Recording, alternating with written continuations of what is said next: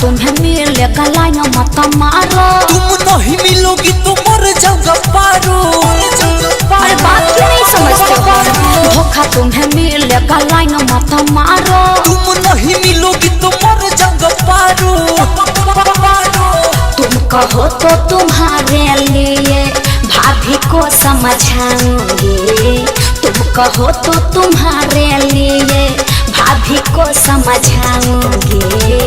मने हमारी जत्ते ना रख मेरे यार। अरे मुझ में क्या रखा है? पटाना है तो भाभी को पटाओ। मैं आज हूँ कल चली जाऊंगी ना। भाभी को पटा ले रे पगले, भाभी को पटा ले रे पगले, आज हूँ कल चली जाऊंगी। भाभी को पटा ले रे पगले, आज हूँ कल चली जाऊंगी। बात समझो ना।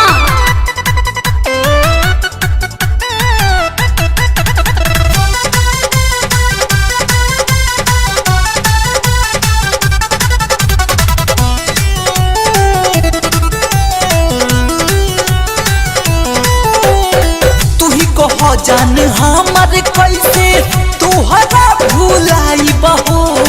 जातानी ससुरा नहीं हराई बता फिर हो बाती आई बहो। अरे टेंशन मत लो, भेंट होई। तू ही कहो जान हमारे कैसे तुहरा भुलाई बहो। जातानी ससुरा नहीं हराई बता फिर हो बाती आई बहो। रखेगी खुश तुमको वो, मैं उसे कहा जाऊंगी। रखेगी खुश तुमको वो, मैं उसे कहा जाऊंगी। अरे हम मर जाए कारे तोरे चलते, बताओ। अरे ना हो मत मरो, फांसी चढ़े का तू हमरा आए बोलो। भाभी को पटा ले रे पगले, भाभी को पटा ले रे पगले, आज हूँ कल चली जाऊंगी। भाभी को पटा ले रे पगले, आज हूँ कल चली जाऊंगी। बात समझो ना।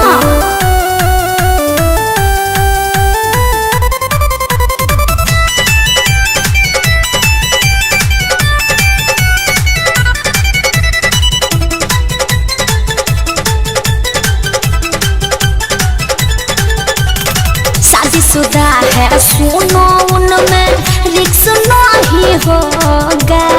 भैया के साथ सुनो अपना कर रही हो धोखा। बात भी समझा करो। शादीशुदा है सुनो, उनमें रिक्स नहीं होगा। भैया के साथ अपना सुनो कर रही हो धोखा। धीरज दीवाना सैलेस प्रेमी को उदास ना देख पाऊंगी। धीरज दीवाना सैलेस प्रेमी को उदास ना देख पाऊंगी।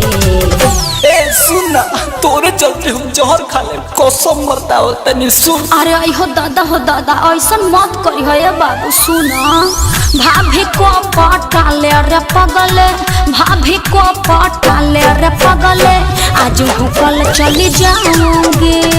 भाभी को पटा ले रे पगले, आज हूँ कल चली जाऊंगी। धोखा तुम्हें मिलेगा लाइन मत मारो। तुम नहीं मिलोगी तो मर जाऊंगा पारो।